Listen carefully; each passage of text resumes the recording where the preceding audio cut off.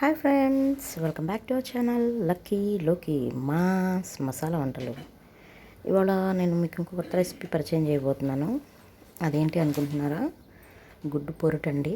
చాలా simple and tasty easy recipe. దానికి కావాల్సినవి 4 ఉల్లిపాయలు, ఒక 3 గుడ్లు తీసుకోవాలి.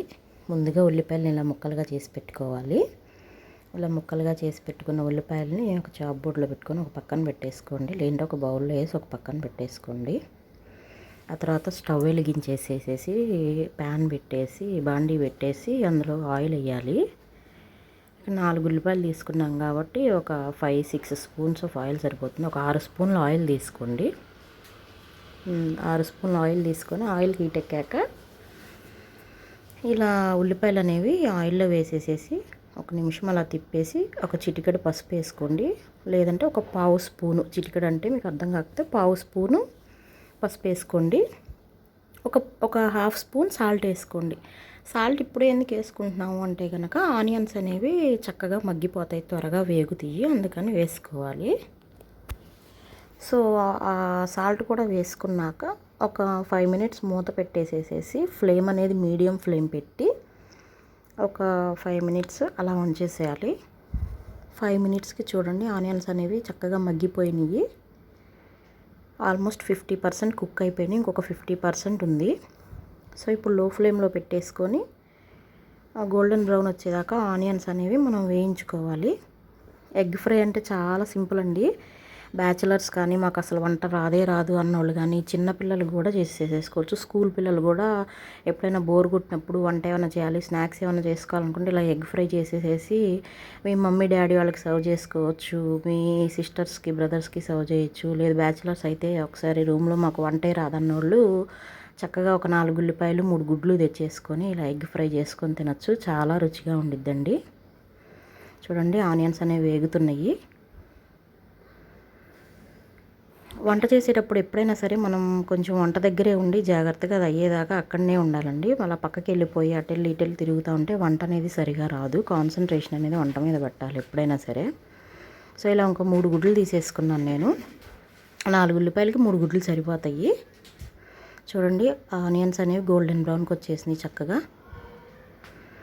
సో ఇప్పుడు ఆ గుడ్లు అనేవి యాడ్ చేసేసుకుందాం. మనం పగలగొట్టేసి గుడ్లు అనేవి ఇందులో యాడ్ చేసుకోవాలి. ఎగ్ ఎల్లో వైట్ అనేది యాడ్ చేసేసుకుందాం మనం ఇప్పుడు. 3 గుడ్లు యాడ్ చేసేసుకున్న తర్వాత ఇంకొకసారి సాల్ట్ కొంచెం వేసుకొని కారం వేసుకుంటే ఎగ్ ఫ్రై అనేది రెడీ అయిపోతుంది.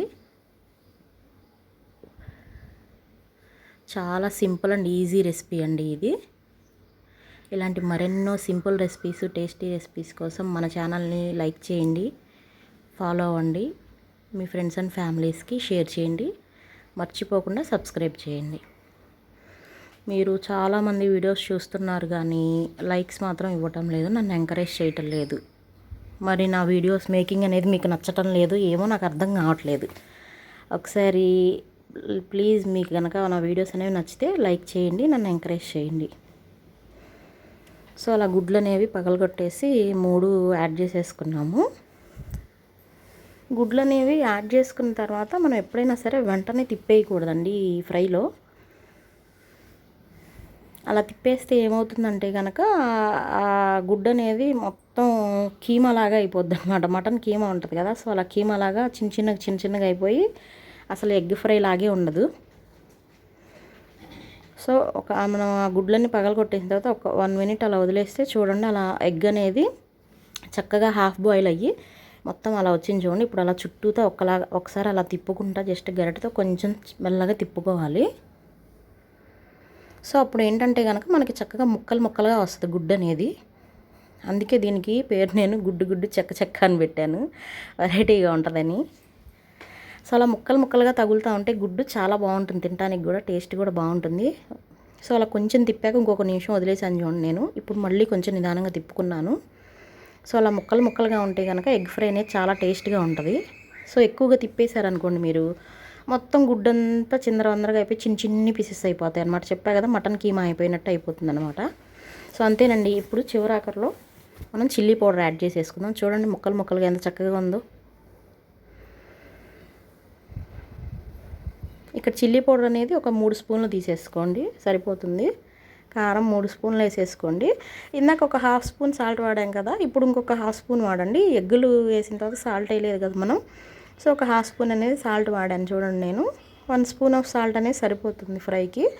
ఒకసారి మీరు ఫైనల్లో టేస్ట్ చూసుకోండి. మీకు కొంచెం ఉప్పు కారాలు అటు ఇటుగా ఉంటే కనుక కొంచెం యాడ్ చేసుకోండి. వంటల్లో ఎప్పుడైనా సరే కనుక మనం ఎదుటి వాళ్ళు చూపించిన వంట చూసినప్పుడు అది ఫాలో అయినప్పుడు వాళ్ళు చెప్పినవన్నీ ఫాలో అయ్యి మనం వంట మధ్య మధ్యలో 1-2 సార్లు టేస్ట్ అనేది చూడాలి. సో అప్పుడే మనకి కూడా మనం చేసిన వంట కొలతలు అనేవి కరెక్ట్గా వస్తాయి అన్నమాట. సో చూడండి ఎగ్ అనేది అలా ముక్కలు ముక్కలుగా ఎంత చక్కగా ఉందో. అలా ఉంటే కనుక ఆ గుడ్డు అనేది మనం ఆస్వాదిస్తూ తినచ్చు హ్యాపీగా. చాలా బాగుంటుంది తినేటప్పుడు కూడా. చక్కగా వేడివేడి అన్నంలోకి ఇలా ఎగ్ ఫ్రై చేసేసుకొని తినండి. మీ ఇంట్లో కూరగాయలు అయిపోయినప్పుడు కానీ, లేదు కూరగాయలు అనేవి తినేసి బోర్ కొట్టినప్పుడు కానీ ఇలా ట్రై చేయండి. చాలా బాగుంటుంది. లంచ్ బాక్సుల్లో కూడా చాలా బాగుంటుంది. సో అలా లంచ్ బాక్స్లో అయితే అలా ఆవకాయ వేసేసుకొని కొంచెం ప్రిపేర్ చేసేసుకోవచ్చు. ఇదండి ఇవాళ రెసిపీ. మరిన్ని వంటకాలతో నేను మీ ముందుకు వస్తాను. తప్పకుండా మన ఛానల్ని ఫాలో అవ్వండి. కొత్త వాళ్ళు అయితే సబ్స్క్రైబ్ చేయండి. Don't forget to like and share. Thank you. Bye.